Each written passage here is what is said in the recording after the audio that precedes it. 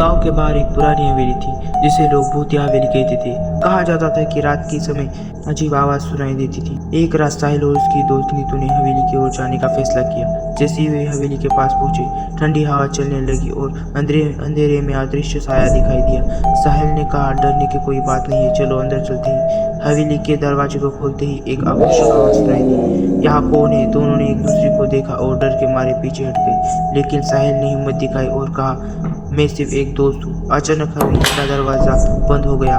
चारों ओर से चीखने की आवाज आने लगी। नीतू ने कहा, यहाँ से जाना चाहिए, लेकिन साहिल ने उसे रोक दिया। हम अंदर की ओर देखते ही जैसे वे अंदर गए, उन्होंने देखा दीवारों पर खून के धब्बे थे। अचानक एक पुराना चित्र खुद ब खुद गिर पड़ा।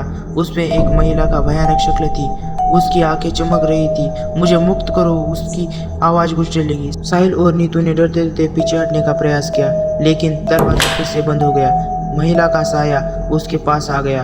तुम यहाँ क्यों आए हो? वह चिल्लाई। साहिल ने कहा, हम सिर्फ देखना चाहते थे। महिला ने हंसते हुए कहा, देखना है तो मेरी दास्तान सुनो। फिर एक पल में वो गायब हो गई और हवेली में सन्नाटा छा गया। रात की रोशनी में साहिल और नीतू ने एक दूसरे का हाथ थाम लिया और वहां से भागने का रास्ता ढूंढने लगी। लेकिन हवेली ने उन्हें अपने गिरफ्त में ले लिया था। दोनों को हमेशा के लिए हवेली के अंदर कैद कर दिया गया। गांव वाले अभी भी रात में हवेली के पास से गुजरते समय डरते हैं, क्योंकि वहां साहिल और नीतू की चिल्लाने की आवाज आती है।